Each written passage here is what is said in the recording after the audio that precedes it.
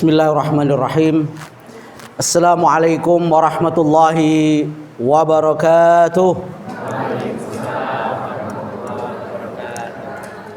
Innal hamdalillah nahmaduhu wa nasta'inuhu wa nastaghfiruhu wa nastahdi wa na'udzu billahi min shururi anfusina wa min sayyiati a'malina.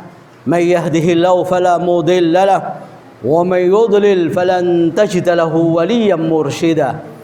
أشهد أن لا إله إلا الله وحده لا شريك له وأشهد أن سيدنا محمدا عبده ورسوله لا نبي بعده اللهم صل وسلم على سيدنا محمد وعلى آله وصحبه أجمعين قال الله تعالى في القرآن الكريم وهو أصدق القائلين أعوذ بالله من الشيطان الرجيم بسم الله الرحمن الرحيم وَلْيَخْشَى الَّذِينَ لَوْ تَرَكُوا مِنْ خَلْفِهِمْ ذُرِّيَّةً ضِعَافًا خَافُوا عَلَيْهِمْ وَلْيَتَّقُوا اللَّهَ وَلْيَقُولُوا قَوْلًا سَدِيدًا. وقال صلى الله عليه وسلم في حديث الشريف كل مولود يولد على الفطرة فأبواه يهودانه أو ينصرانه أو يمجسانه. صدق الله العظيم وصدق رسوله النبي الكريم wa nahnu ala dzalika minasyahidin wasyakirin walhamdulillahi rabbil alamin. Yang kita hormati bersama atas nama pengurus yayasan ada Ustadz Poniman, ada Ustadz Widodo, ada Pak Giri dan seluruh stafnya, serta para asatidzah dan ustadzat, musyrifah dan musyrifin semuanya yang hadir pada kesempatan kali ini. Tak lupa pula Bapak Ibu, hadirin hadirat segenap wali santri yang insya Allah di sisi Allah Subhanahu wa Ta'ala terhormat dan bermartabat. Alhamdulillah pada kesempatan pagi hari ini kita dipertemukan oleh Allah Subhanahu wa Ta'ala dalam kondisi tetap segar, bugar, tegar, dan semoga tetap sabar di tengah corona yang katanya sudah ambyar tapi penyakit lain masih menyebar. Semoga kita tidak sampai tertular dan terpapar. Salam dan salam semoga tetap terlimpah curahkan kepada Nabiuna wa qudwatuna Sayyiduna Muhammad sallallahu alaihi wasallam yang telah banyak membimbing kita sehingga kita bisa mengerti mana hak, mana batil, mana ma'ruf, mana mungkar, mana salah dan mana yang benar. Bapak Ibu, saya selaku pengasuh pesantren di pengasingan karena sering ada di tempat asing. Alhamdulillah bisa bertemu dengan Bapak Ibu sekalian dan saya sangat bangga, sangat bahagia bisa bertemu pada kesempatan kali ini yang mungkin pada masa pandemi kemarin tidak sempat bertatap muka. Hari ini mudah-mudahan pertemuan kita ini penuh dengan berkah dan manfaat dunia sampai akhiratnya kita reuni bersama di surga. Allahumma amin. Oleh karena itu saya ucapkan ribuan terima kasih atas kehadiran dan kerawan panjenengan semua yang melangkahkan kakinya dari rumah masing-masing. Ada yang berangkat subuh, ada yang berangkat mungkin sebelum subuh karena tempatnya jauh. Mudah-mudahan setiap langkah yang diayunkan itu semua mendatangkan pahala sekaligus menggilas dosa. Semakin jauh rumahnya maka semakin banyak pahala yang diperoleh dan semakin banyak dosa yang tergilas oleh roda-roda mobil maupun motor yang digenjotnya. Apalagi kalau kesini pakai tronton atau pakai odong-odong ya, maka akan semakin banyak pahalanya dan semakin banyak dosa yang tergilas oleh roda-roda itu. Dan mudah-mudahan pertemuan kita ini ya membawa manfaat bagi anak-anak kita yang kita titipkan di tempat ini, dan mudah-mudahan para guru, para ustadz, ustadzah, musyrif, musyrifah diberikan keistiqomahan untuk bisa membantu ya Bapak Ibu sekalian mendidik putra putri Bapak Ibu sekalian yang akan menjadi investasi bukan hanya di dunia tapi nanti kita petik hasilnya sampai di akhirat. Karena pendidikan bukan hanya tanggung jawab lembaga, bukan sekedar tanggung jawab para ustadz, ustadzah, musyrif, musyrifah atau yayasan yang mengelola, tapi juga tanggung jawab utama dan pertama adalah di tangan kita semua sebagai orang tua. Itulah sebabnya kalau kita tilik dan kita sidik dari beberapa dasar dan landasan, jelas nampak gamblang bahwa tanggung jawab di pundak kita bersama. Karena kitalah yang melahirkannya, kitalah yang momongnya, kita yang menyusuinya, kita yang merawatnya. Maka tanggung jawab pertama, anak kita terlahir di dalam rumah kita adalah kita yang pertama kali berkewajiban dan bertanggung jawab. Mas'uliyah utamanya adalah kita. Itulah sebabnya kenapa Allah Subhanahu wa taala memanggil kita semua. Setelah Allah Subhanahu wa taala memanggil istri-istri Rasulullah sallallahu alaihi wasallam yang durhaka, kalau mereka memang durhaka. Dalam surat At-Tahrim ayat 6 pojok sebelum akhir bawah sendiri, Allah Subhanahu wa taala sudah menyatakan dalam ayat yang sudah populer di telinga kita dengan panggilan ya ayyuhalladzina amanu. Kalau kita sebagai orang mukmin pasti tersentuh dan merespon cepat terhadap panggilan Allah. Maka Allah Subhanahu wa taala panggil kita orang-orang yang responsif ini. Orang-orang yang sadar diri bahwa tanggung jawab pendidikan bukan hanya di tempat pendidikan dan lembaga pendidikan, tapi di pundak kita masing-masing. Maka Allah nyatakan dengan kata-kata yang tegas, lugas, jelas, tuntas. Qu anfusakum. Jaga dirimu, pelihara dirimu, selamatkan dirimu. Tetapi bukan secara egois mengurus diri sendiri. Karena hidup ini tidak sendirian dan tidak mungkin kita sendiri dalam kehidupan. Maka juga harus menularkan energi positif. Yang terdekat adalah keluarga kita sebelum tetangga dan masyarakat kita. Maka langkah kedua setelah selamatkan diri, wa ahlikum. Al-ahl dalam bahasa Arab itu mencakup istri, suami, anak, cucu, pembantu. Orang yang ada di sekitar rumah kita itulah ahlikum.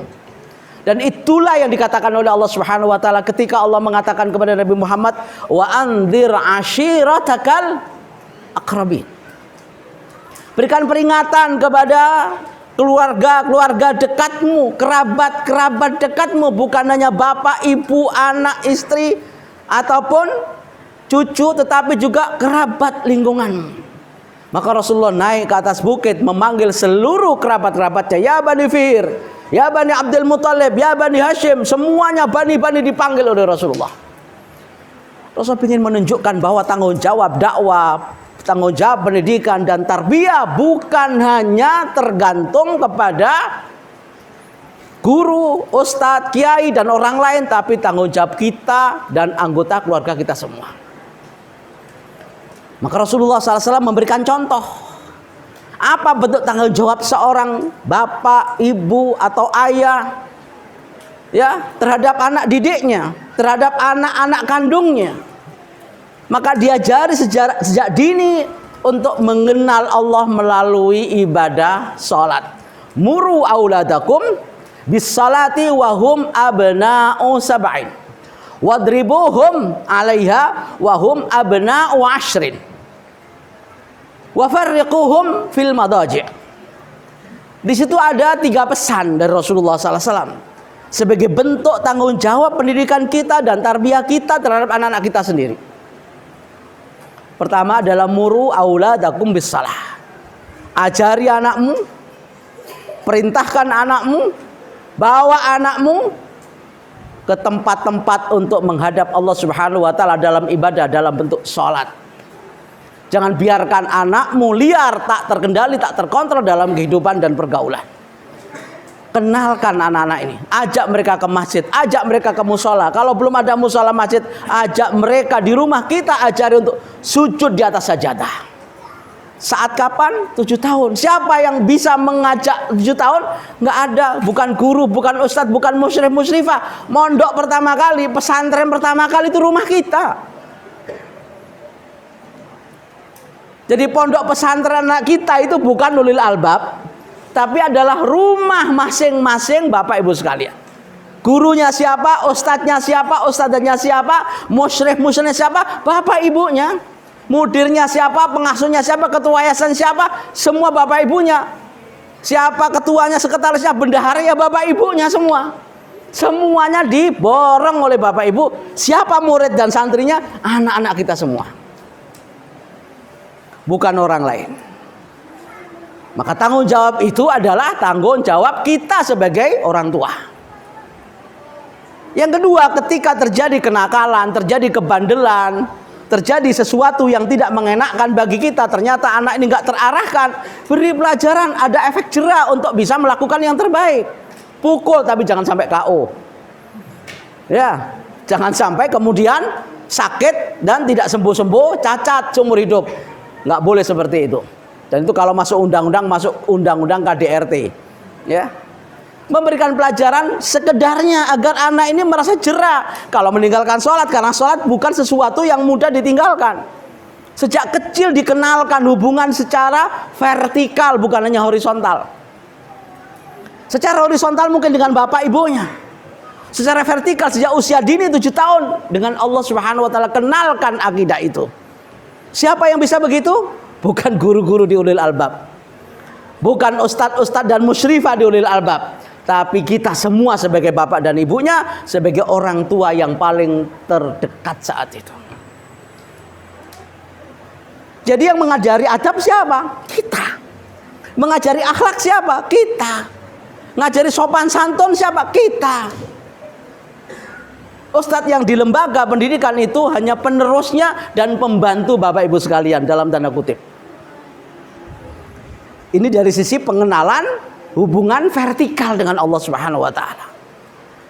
Yang ketiga di situ Rasulullah SAW berikan arahan kepada kita semua bagaimana mendidik kita biar tidak bebas dalam pergaulan, hatta dengan keluarganya sendiri. Apa di ujung hadis itu Rasulullah katakan? Wa farriquhum fil madaji'. Pisahkan ranjangnya anak-anak kita dalam tidur itu. Sekalipun itu adalah satu kandung, sak petarangan kalau itu ayam.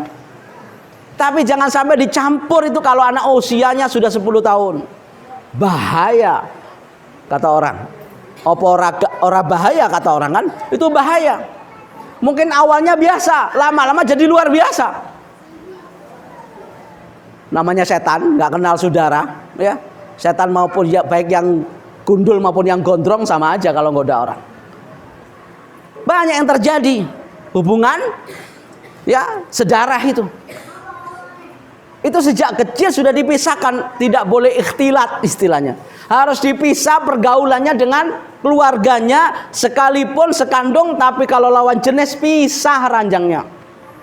Mungkin yang laki di dapur, yang perempuan di ruang tamu, bapak ibunya di kamar kalau kamarnya cuma satu.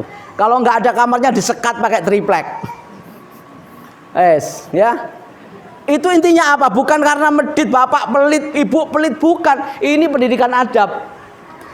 Sejak kapan? Usia 10 tahun. Siapa yang ngopeni begini? Bukan guru-guru, bukan ustadz-ustadzah, bapak ibu sekalian sebagai mudirnya, sebagai pengasuhnya adalah bapak ibu sekalian yang memisahkan pergaulan bebas sejak usia dini. Dari mana kita mulai? Dari rumah kita sendiri. Berarti pendidikan mental spiritual, pendidikan secara vertikal, pendidikan secara horizontal, pendidikan sosial dan moral, tanggung jawab kita sebagai orang tua. Sejak kapan? Sejak anak itu dilahirkan sampai anak 7 tahun, sampai 10 tahun masih di tangan kita. Bahkan sampai mati kalau memang itu tanggung jawabnya tidak bisa dilepaskan kepada orang lain. Ini menandakan bahwa wa ahlikum itu tanggung jawab kita, bukan orang lain.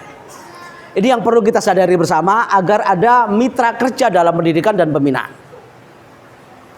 Itulah sebabnya kenapa Rasulullah SAW nyatakan bahwa anak itu yang mempengaruhi lingkungan pertamanya adalah lingkungan keluarga. Sebelum dia keluar tetangga, dia ada di dalam rumah, itulah bapak ibunya memberikan cat merah, hitam, putih, coklat, buram, terang, jernih. Kita yang akan ngecat anak itu. Ibaratnya adalah seperti gelas kosong. Mau diisi apa saja gelas kosong atau botol kosong ini. Mau dikasih air putih jadi putih, dikasih pertamak jadi apa? Jadi apa warnanya pertamak itu? Jadi hijau. Berapa segini harganya? Nah itu kalau jangan tanya harga, nanti naik BBM-nya ya. Nah itu tergantung kita mau isi apa ini botol. Mau merah, mau hijau, mau kuning, mau coklat, mau hitam, mau comberan, mau air kencing, mau air jernih, terserah kita mau kasih apa ini. Dan itu yang dikatakan oleh Rasulullah SAW, fa'abawahu. Karena anak terlahir dalam kondisi jernih, bersih, putih, tak ternoda, dan tak ada dosa. Siapa yang ngecat merah putih, hitam, coklat, sampai butek? Kita semuanya. Dan kita ini hasil adalah celupan Bapak Ibu kita semua. Kita sekarang jadi begini nih Bapak Ibu, hasil daripada pendidikan Bapak Ibu kita dulu kan. Sentuhan Bapak Ibu kita dulu semua. Itulah sebabnya Rasulullah SAW katakan dalam masalah ini tanggung jawabnya di tangan orang tua. Fa'abawahu, Rasulullah tidak mengatakan fa'ustadahu, tapi fa'abawahu. Bukan fa'mu'allimah, bukan fa'mursyida, bukan fa'musyrifah, tapi fa'abawahu, kedua orang tuanya. Enggak disebut orang lain. Kita yang harus bertanggung jawab. Yang bisa mencetak jadi Yahudi, Nasrani, itu kita, Majusi kita. Kenapa di situ tidak ada kata-kata au yuslimanihi? Karena anak lahir sudah muslim. Alastu birabbikum qalu bala syahidna. Sudah ada itu. Tekanan dalam akidah Islam sudah terlahir dalam kondisi akidah Islam. Yang bisa merubah dari akidah Islam yang suci, murni, bersih, fitrah itu siapa? Kita ada jadi Yahudi, Nasrani, jadi nakal, jadi bandel, jadi apa? Kadang-kadang pengaruh kita juga. Ya, serong kanan, serong kiri kita juga kadang-kadang. Nyopirnya nggak genah, mungkin SIM-nya tembakan. Atau kalau ibu-ibu sen kiri, belok gak kanan. Nah itu, yang medeni burine ibu-ibu. Ya. Nah itu kadang-kadang kita yang membuat anak kita seperti itu. Maka sekolah pertama adalah keluarga di rumah kita masing-masing. Walaupun nggak ada papa namanya, nggak ada papa namanya, ya, nggak perlu ada apa, uang seragam, nggak ada uang seragam, nggak ada buku dan segala macam. Semuanya di manage dan dikelola oleh kita semua sebagai orang tua, sebagai penanggung jawab utama dalam pendidikan anak kita sejak usia dini. Itu yang perlu dipahami bersama. Itulah sebabnya kenapa kemudian ya setiap orang itu punya tanggung jawab masing-masing. Warrajulu ra'in, bapak sebagai suami sekaligus ayah. Warrajulu ra'in, mas'ulun an ra'iyatihi, seorang bapak sebagai pemimpin dan mas'ul punya tanggung jawab, punya komitmen, punya dedikasi dan punya kontribusi dan partisipasi dalam pendidikan anak usia dini. Itu bapak. Untuk seluruh tanggung jawabnya adalah bapak, kepala sekolahnya itu bapak. Mas'ulun an ra'iyatihi, rakyatnya siapa? Ra'iyat itu kan rakyat. Rakyatnya siapa? Istri, anak, cucu kalau ada, pembantu di dalamnya, rakyatnya itu menjadi tanggung jawab kita semua. Nah, ketika bapak ibunya pergi, ketika bapaknya pergi, mungkin tugas di luar, maka yang menjadi penanggung jawab kepala sekolah penggantinya bapak adalah ibu. Wal mar'atu ra'iyatun ala baiti zaujiha wa waladihi. Tegas di situ hadis Rasulullah SAW. Ibu atau istri menjadi pemimpin saat suaminya nggak ada. Ketika suaminya ada, kita bareng-bareng antara suami dan istri. Tapi begitu suami bekerja, suami ada di luar, tugas di luar, maka yang tanggung jawab ngopeni anak, mendidik anak, mentarbiyah anak, mengelola anak, ra'iyatun fi baiti zaujiha wa waladiha. Bukan hanya mengelola dapur, sumur, kasur, tapi juga anak. Wa waladihi, anaknya suami, walaupun itu juga hasil kerjasama dengan istri. Itu semuanya adalah merupakan tanggung jawab kita semuanya. Itu 3 landasan yang menandaskan dan menegaskan bahwa tanggung jawab pendidikan anak di pundak kita masing-masing. Sebelum dipindah ke kita ini, dulu di pundak Bapak Ibu sekalian. Dan sampai sekarang juga masih, nggak akan pindah. Kita ini bantu meringankan pundak Bapak Ibu. Biar nggak sengklek kanan, sengklek kiri, ya udah tak tambahi, tak bantu. Titip ke 3 tahun, gitu kan? kita bantu biar bapak ibu nggak keberatan. Tapi selama di sini tetap tanggung jawab ibu sekalian, kerjasama dan menjadi mitra kita dalam mendidik anak bapak ibu. Coba kita lihat bagaimana sejarah ulama-ulama dahulu, Imam Malik, Imam Syafi'i, Imam Ahmad bin Hanbal, Imam Bukhari. Semua yang mencetak ulama-ulama besar itu bukan orang lain, ibunya. Buka itu sejarah mereka, sirah mereka. Lembar demi lembar, baca mereka sampai hebat. Bukan pengaruh orang lain, pengaruh bapak ibunya. Imam Malik, ya, seorang ulama ahli Madinah dan gurunya Imam Syafi'i, itu beliau diantarkan oleh ibunya. Ibunya janda, beliau yatim. Disuruh berguru. Diantarkan ke sekolahnya. Sekolah namanya Syekh Rabi'ah bin Abi Abdurrahman, seorang guru besar di Madinah. Dipakaikan pakaiannya, dipakaikan sarungnya, sorbannya, lalu diantarkan anaknya seperti bapak ibu sekalian sekarang ngantar itu. Siapa yang nonton itu? Ibunya. Maka beliau belajar selama 20 tahun. 16 tahun belajar adab, 4 tahun belajar ilmu fikih dan hadis. Jadi banyak mengkaji tentang bagaimana beradab dalam kehidupan ini. Belajar tata krama dalam kehidupan ini. Hubungan sosial secara vertikal maupun secara horizontal. Itu diajarkan kepada Imam Malik selama berapa tahun? 16 tahun. 4 tahun yang sekarang selama 20 tahun. 4 tahunnya belajar ilmu. Jadi 16 tahun itu belajar adab, bagaimana tata krama, sopan santun. Kata tata krama itu kepada diri sendiri, kepada kedua orang tua, kepada tetangga, kepada masyarakat, kepada Allah, kepada Rasul, kepada Islam. Itu kan tata krama semua. Banyak tata krama yang harus kita pelajari. Baru setelah itu belajar fikih, belajar hadis. Setelah itu 4 tahun aja.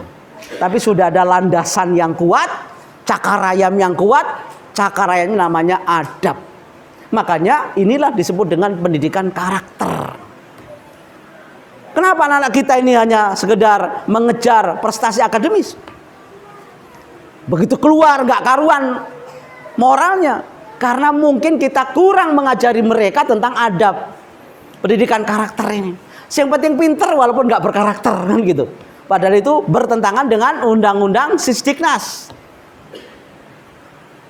Bahwa mencetak anak didik yang berprestasi, beriman, bertakwa, berakhlakul karimah, berkarakter gitu. Itu undang-undang pendidikan saja begitu.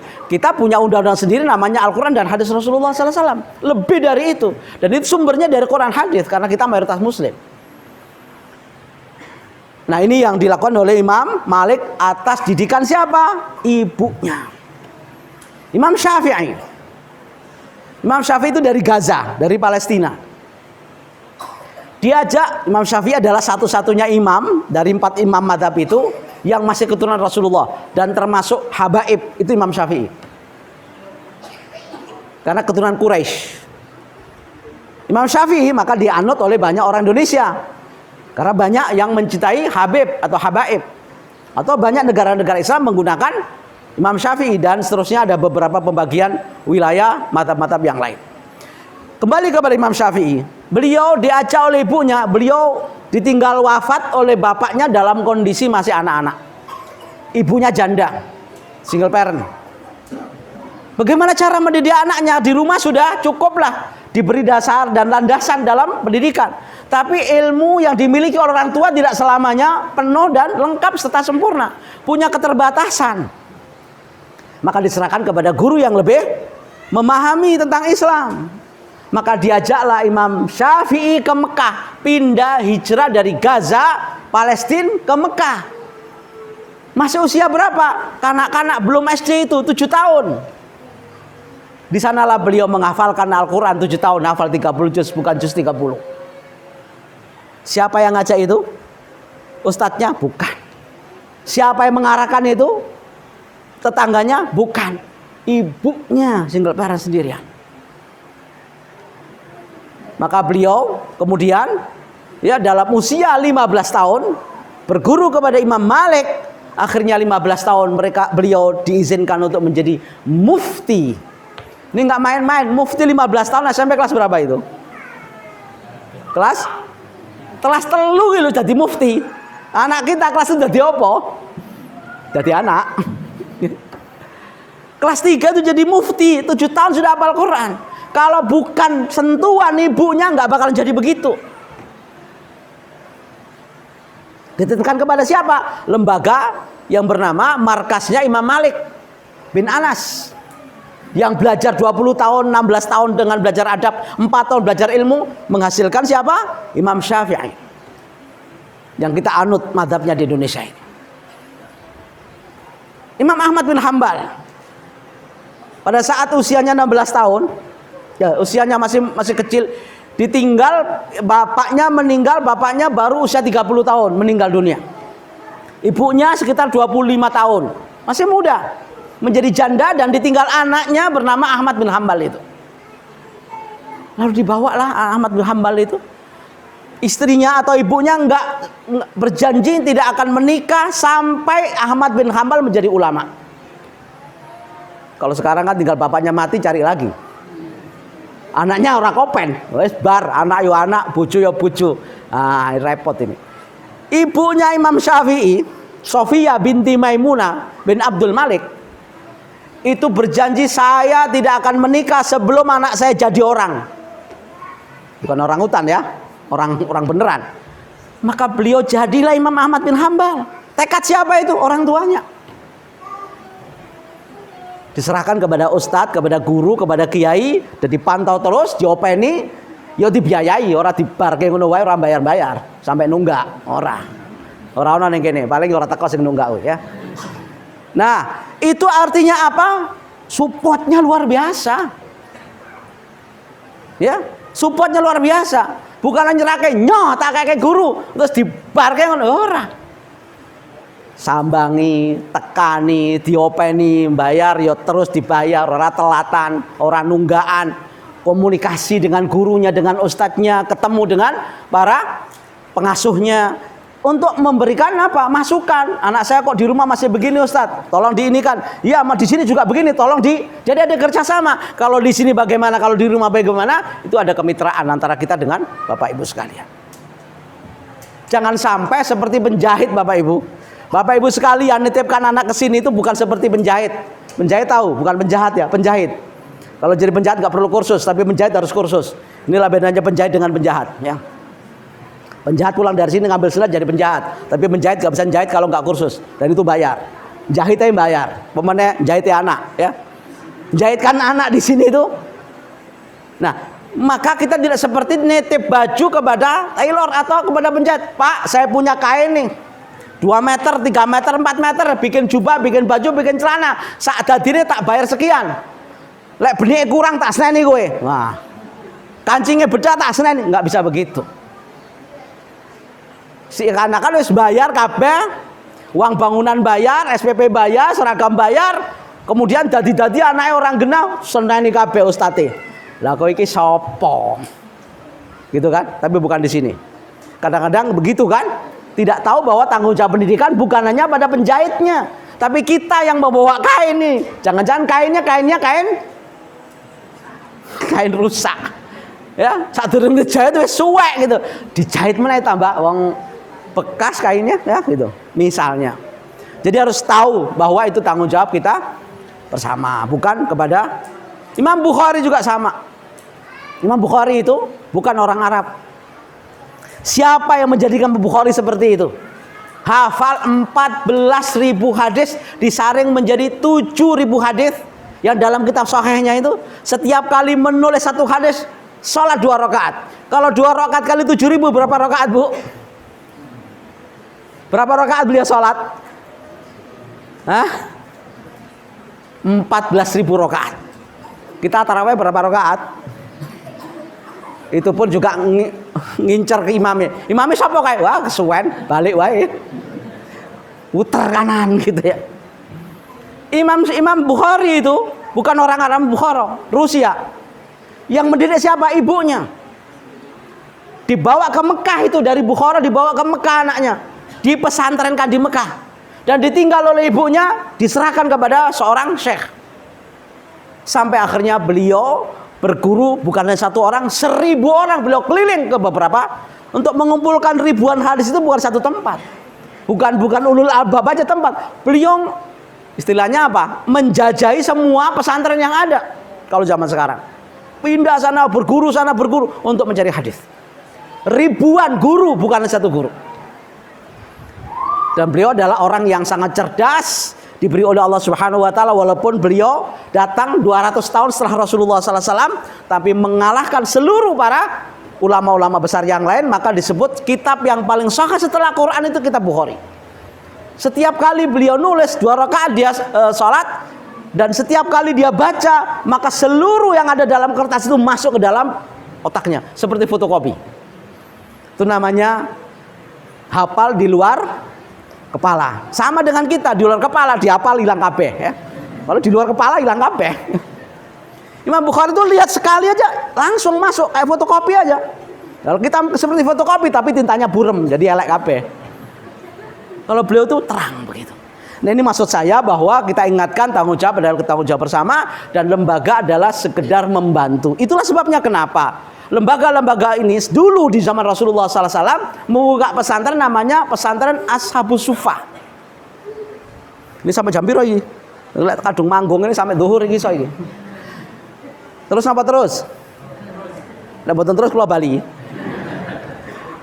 Saya ini dari Jawa Timur, kemarin dari Jumat di rumah sana, saya punya yayasan juga, SD sampai Alia di Bangil, ada acara keluarga. Kemudian saya juga menjadi pengasuh di Sidoarjo, ya, Yayasan Insan Mulia, Santri Mulia, dan kemarin memberikan arahan dan langsung dijemput oleh Pak Giri dan teman-teman tadi malam datang dan sekarang ada di sini.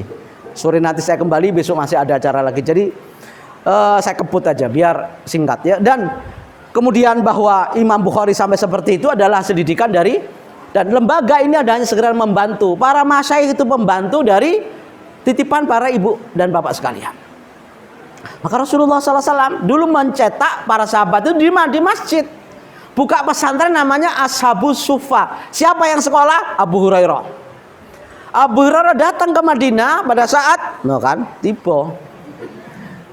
Abu Hurairah datang ke Madinah pada saat Rasulullah SAW 6 tahun lagi meninggal dunia. Padahal datang ke Madinah dari Yaman, ya, beliau datang ke Madinah pada tahun 6 Hijriah. Berarti praktis ketemu Rasulullah berapa tahun? Berapa tahun ketemu Rasulullah? Di Madinah Rasulullah berapa tahun? Wes lali pelajaran siroe. 10 tahun kan Rasulullah di Madinah. Kalau dia datang 6 Hijriah berarti tinggal 4 tahun bersama Rasulullah. Itu lulus 8 semester itu kalau kuliah.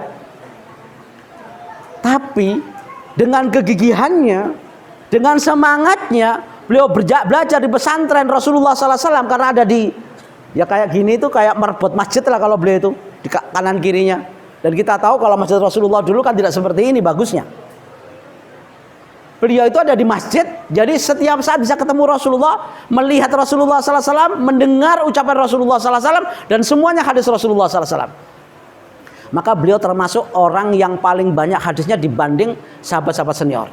Mampu menghafal 5.374 hadis di luar kepala. Nggak ada fotokopinya, nggak ada rekamannya, nggak ada flash disknya, nggak ada hard disknya, eksternal maupun internal, semua ada di sini.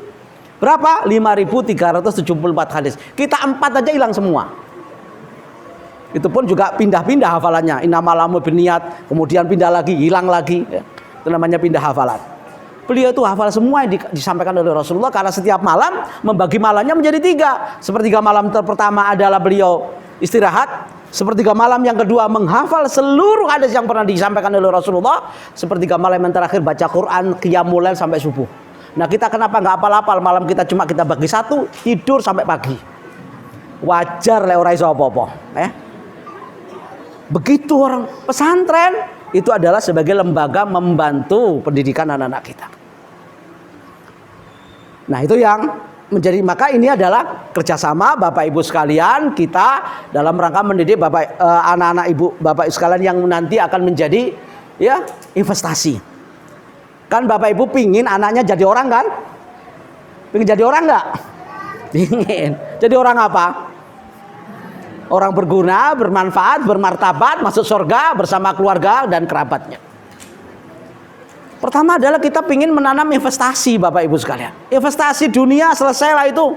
Bapak itu buka toko, buka warung, buka usaha, bangkrut, habis, nelongso, stroke, wes entek. Karena dunia. Tapi kalau Bapak Ibu investasi akhirat berupa anak, kan ada 3 kan yang kita tinggalan kita mati itu kan. Sedekah jariah itu kalau punya duit. Ilmu yang manfaat itu kalau pinter. Ya kalau nggak pinter juga kagak, duit juga nggak ada, cuma 1 yang kita tinggalkan investasi, anak. Waladin sholihin, kita yang investasi itu. Maka ini diawet-awet siji gila, orang duwe bondo, orang duwe ilmu. 1 ini menjadi jaminan kita nanti di akhirat. Awaladin sholihin yad'ulah. Yad'ulahu kapan? Pada saat kita meninggal dunia. Makanya nanti Bapak Ibu dibikin kaget. Saat tiba-tiba Bapak Ibu ada di atas puncak surga. Lalu dia tanya sama Allah dan malaikat penjaganya. Malaikat, kenapa saya di sini ya? Kok di puncak ya? Surga seperti ini, indahnya seperti ini. Apa yang menyebabkan saya seperti ini? Ini adalah hasil istighfar dan doa anakmu yang dulu kau titipkan di ulil albab dulu. Mungkin begitu laporannya salah satunya. Itu yang Bapak Ibu inginkan kan? Nanti Bapak Ibu akan ditarik oleh anaknya. Bapaknya di bawah, di surga paling bawah, kelas Jack. Anaknya di atas. Bu, naik bu. Saya jadi orang soleh, dapat penghargaan dari Allah. Akan diangkat oleh Allah. Itulah namanya anak menggeret bapak ibunya karena kesolehannya. Kenapa soleh? Karena didikan orang tua dan lembaga pendidikan yang dititipkannya. Maka menjadi waladin soleh dan istighfarnya nanti bermanfaat bagi ibu, bapak ibu semua. Yang kedua, kita pengen anak kita menjadi qurratu ayun kan?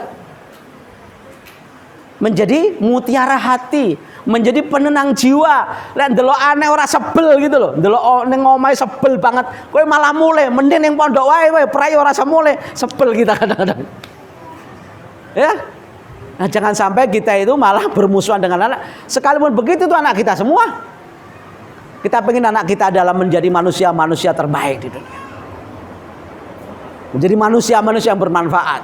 Maka doa kita nggak pernah berhenti kan?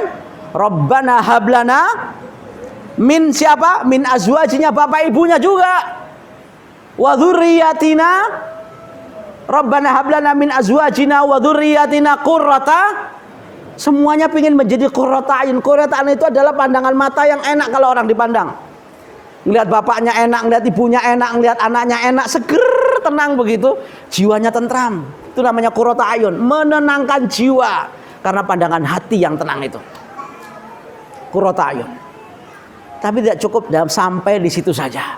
Yang kita inginkan anak-anak kita, hasil didikan kita semua menjadi waja'alna lil muttaqina. Itu menjadi pelopor orang muttaqin, bukan jadi pengekor. Jadi pemimpin, bukan hanya pemimpin bangsa. Pemimpin dunia sampai akhirat sana, menjadi imamul muttaqin yang masuk surga. Itu keinginan kita. Tidak sekedar visi misi kita itu duniawi, tapi sampai ukhrawi. Wa ja'alna lil muttaqina imama, dan kalau jadi imamnya muttaqin pasti surga kan, bukan yang lain. Kalau jadi presiden, jadi gubernur, jadi wali kota, jadi camat, itu duniawi. Ya sampai di situ aja, paling 5 tahun lengser, paling pol 10 tahun, itu pun kalau nggak digoyang. Kalau nggak di PAW. Tapi kalau itu orientasinya akhirat, nggak ada habisnya, nggak ada akhirnya. Wa ja'alna lil muttaqina imama. Itu yang Bapak Ibu inginkan dan kami inginkan semua di pesantren ini. Agar kita nanti bersama-sama menjadi imamul muttaqin di surga. Dan insya Allah menjadi keluarga reuni bersama keluarganya. Karena ini dalam rangka melestarikan keluarga kita yang mukmin. Yang dalam bahasa Al-Quran surat At-Tur ayat 21 jelaskan, walladzina amanu wattaba'athum dzurriyyatuhum biimanin alhaqna bihim dzurriyyatahum wa ma alatna min amalihim min syai' kullu imrin bima kasaba rahin. Kata Allah, orang-orang mukmin, ibu bapak ibu sekalian sudah mukmin semua. Saya kira mukminnya mukmin kamilah. Maka ketika anak-anak kita juga mengikuti rintisan kita sebagai mukmin dan menjadi orang soleh, nitip di ulil albab, dan sampai meninggal masih soleh dan menjadi anak yang berguna, nanti di surga apa? Dikumpulkan kembali, Pak. Tempatnya di mana? Di tempat yang paling atas diperoleh oleh Al-Quran. Siapa yang kalau bapaknya di atas, anaknya naik. Kalau anaknya di atas, bapaknya dan ibunya naik. Pokoknya reuninya di tempat yang paling mewah di surga. Dan itu tidak akan mengurangi amal ibadah kita, nggak mengurangi pahala kita, semuanya sesuai dengan amalnya masing-masing. Tapi reuni di surga adalah sebuah kebahagiaan yang tak terkira. Dan itu yang kita mulai saat ini dari ulil albab ini, mudah-mudahan tercapai cita-cita kita. Allahumma amin. Dan jangan sampai anak kita menjadi musuh, menjadi fitnah, menjadi bencana, jadi musibah, jadi ujian, dan menjadi imtihan dalam kehidupan. Walaupun itu tidak bisa terelakkan dalam suatu kehidupan. Nabi saja punya musuh anaknya sendiri kan? Nabi Nuh. Bahkan dengan istrinya, Nabi Lut dengan anak dan istrinya. Itu suatu kewajaran dan itu keniscayaan dalam kehidupan. Tapi kita tidak berharap seperti itu. Nanti jangan berdalil, Nabi Nuh aja anaknya nakal, apalagi anak saya Ustadz. Oh, jangan gitu. Ya, mau cari yang jelek, nyontoh yang baik, anaknya Nabi Ibrahim, kan gitu. Nah, kita jangan sampai anak kita, kata Allah Subhanahu wa taala dalam surat At-Taghabun itu, pojok bawah sebelah kiri sebelum akhir dikatakan di situ kan, inna min azwajikum wa auladikum aduwwan lahum fakhdaruhum. Sebentar, saya tahu mau diculis ya. Selesai. Bentar lagi selesai. Ngerti saat durunge winara, lek kowe nulis ngerti aku. Ya. Wali kok ngerti, wali murid soalnya. Jadi, tekan ngendi mau. Kowe sih Nabi Nuh. Iya, bingung aku dadine. Sampai mana tadi, Bu?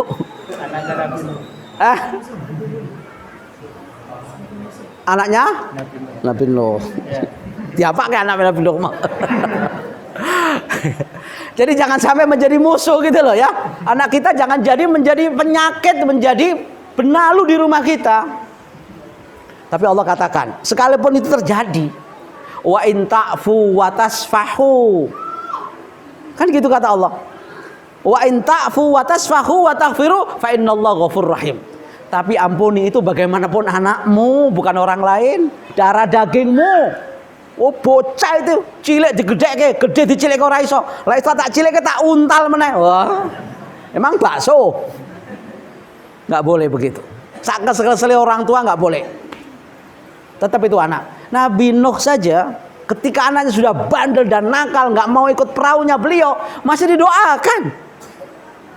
Ya bunayyar kamana nak, melu aku nak. Enggak Pak, aku tak munggah gunung wae ning Gunung Lawu. Oh, kesamber gue. Tetap beliau itu menginginkan anaknya selamat sekalipun sudah bandel tuh. Begitulah hati orang tua, nggak bakalan bisa dipisahkan dengan anaknya sebandel apapun anak. Tapi kita harapkan tidak seperti itu. Tidak menjadi fitnah, maka kita harus kerja sama dalam kemitraan pendidikan anak cucu kita agar selamat dunia sampai akhiratnya berkumpul reuni bersama di surga. Allahumma amin. Demikian yang bisa sampaikan, kurang lebihnya maaf karena sudah disuratin surat cinta oleh MC, maka saya harus terpaksa mengakhiri tausiah ini. Bukan materinya yang habis, tapi karena sudah dihabisi oleh MC waktunya. Terima kasih, kurang lebihnya mohon maaf. Yang kurang dari saya tambahi sendiri, yang lebih dari Allah jangan dikurangi. Wabillahi taufiq wal hidayah wa ridul anaya wal afu minkum. Wallahul muwaffiq ila aqwamit thoriq. Nasrun minallahi fathun qarib basyiril mukminin. Si Ucup duduk di tepian sambil makan nasi. Saya kira cukup sekian dan terima kasih. Assalamualaikum warahmatullahi wabarakatuh.